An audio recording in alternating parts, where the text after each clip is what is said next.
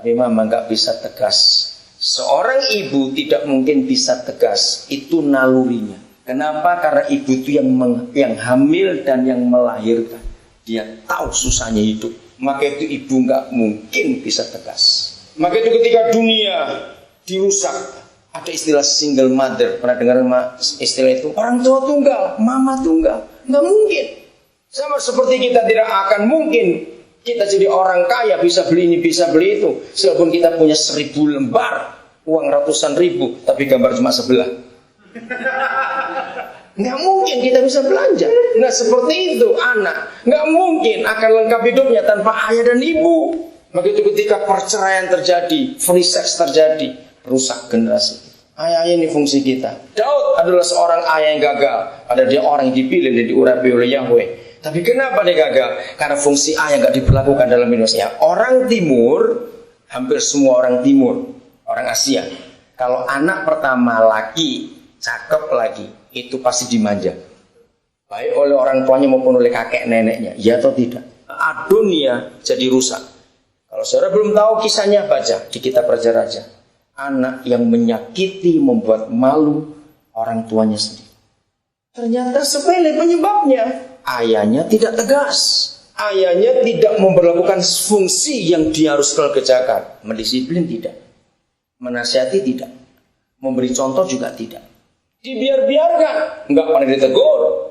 Kenapa kamu berbuat begitu? Karena dimanja. Akhirnya rusak. Jadi kalau kita terlalu ekstrim ke kiri, artinya terlalu keras.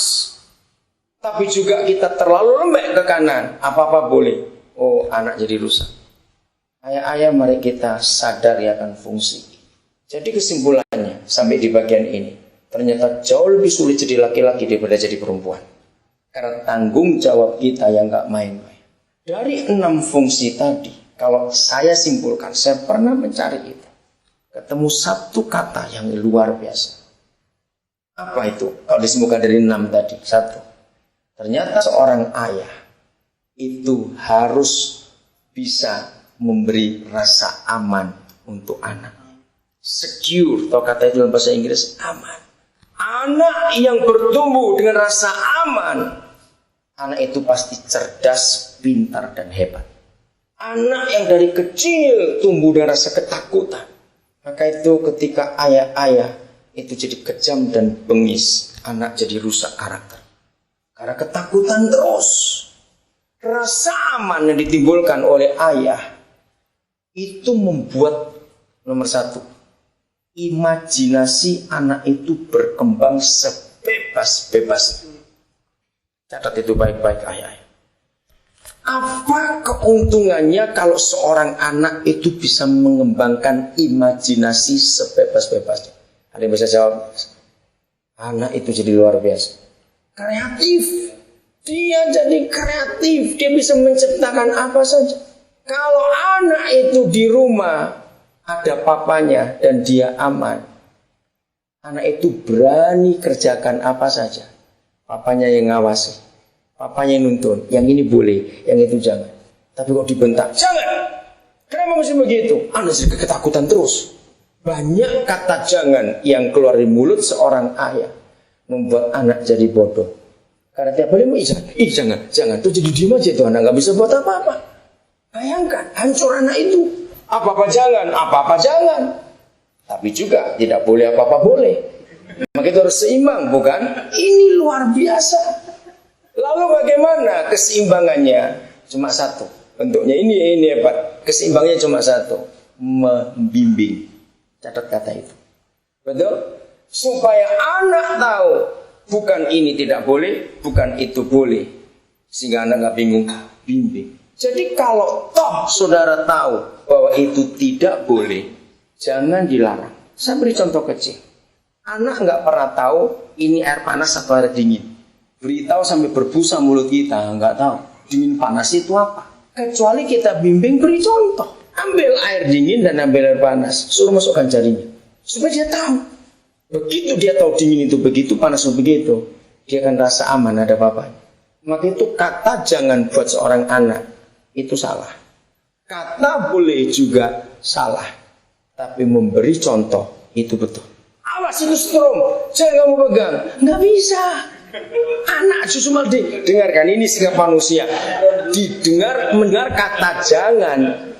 Nah, tambah dikerjain. Langsung dilakukan karena sifat dosa itu sudah ada di hidup kita. Ingin tahu. Maka itu jangan berkata jangan banyak-banyak di rumah, nggak bisa ngerti. Beri contoh, bimbing dia. Ya tunjukkan strum yang kecil aja. Ini sebenarnya kaget, nggak apa-apa, supaya dia tahu. Lu serius itu?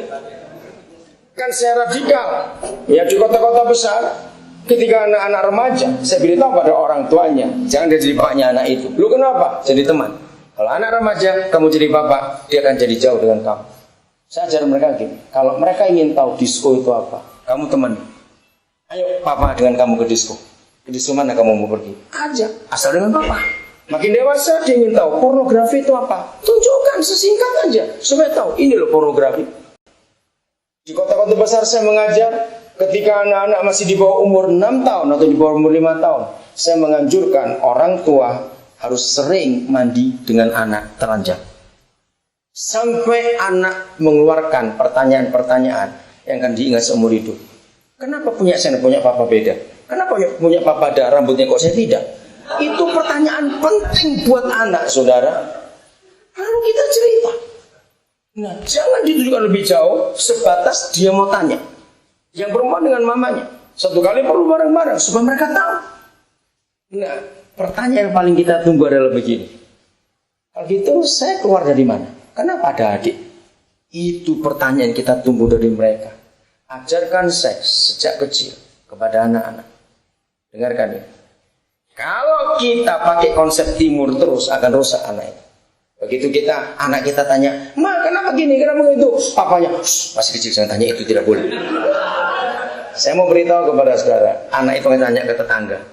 Ya tidak, coba jawab. Anak itu akan tanya keluar rumah. 80% Kalau anak tanya tentang seks di luar rumah, pasti dicoba oleh orang itu. Ngeri sekali. Maka itu lebih baik mereka tanya kepada kita. Terangkan, punya mama masuk ke punya papa, masuk ke punya mama. Terangkan, di dalam kepolosan, jangan merasa tabu. Lalu ada adik di situ. Maka itu kalau kamu sudah besar, jangan mau diganggu orang. Kita terangkan dengan bahasa sederhana. Begitu anak ini mulai dewasa dan naluri seks mulai muncul, dia ingat apa yang papa mamanya pernah katakan di kamar mandi. Renungkan hal ini. Itu semua ada di Alkitab. Begitu hebat kitab suci kita.